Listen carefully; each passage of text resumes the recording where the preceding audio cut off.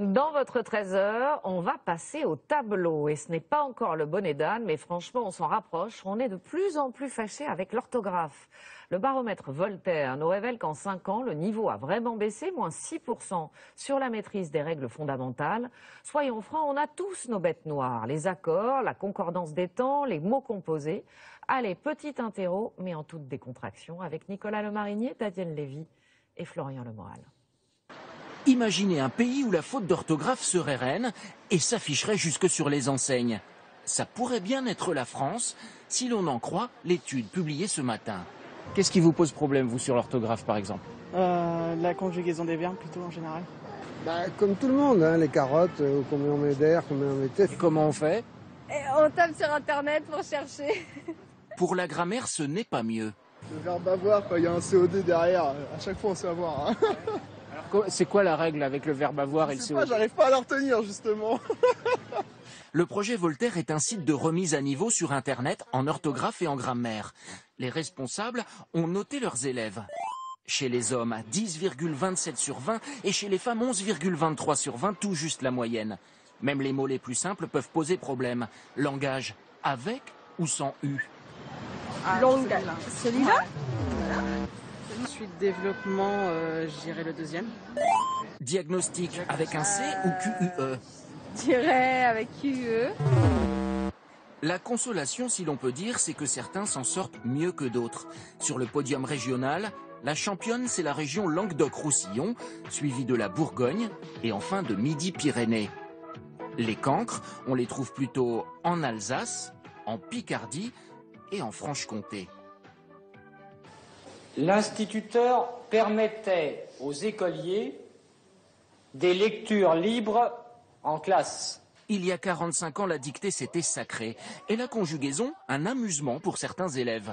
Tu rappelles ES, parce que c'est tu. La deuxième personne.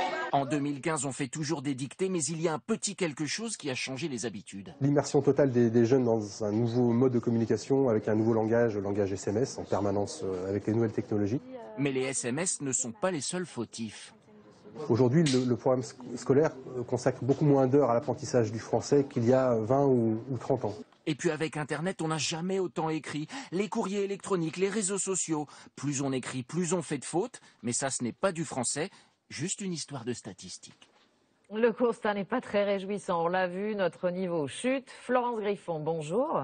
Vous avez analysé tous les chiffres. Est-ce que cette baisse de niveau est inexorable ?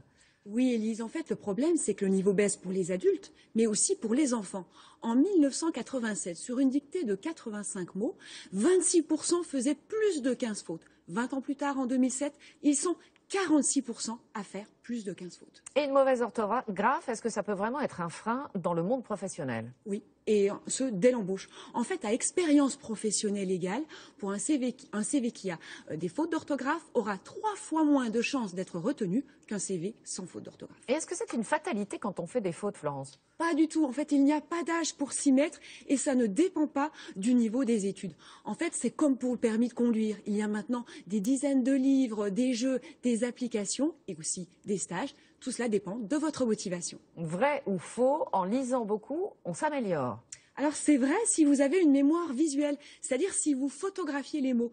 Une astuce, par exemple, quand vous lisez, vous voyez un mot, vous dites tiens, je l'aurais pas écrit comme cela.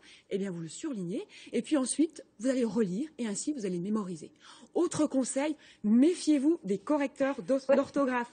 Par exemple, si vous écrivez « je t'appelle » sans mettre 2 L, eh bien le correcteur ne vous signalera pas la faute d'orthographe. 2 L, pardon, bien sûr. Eh bien voilà, vous me la corrigez. Eh bien lui, le correcteur d'orthographe, il ne la corrigera pas parce que pour lui, c'est comme un appel téléphonique.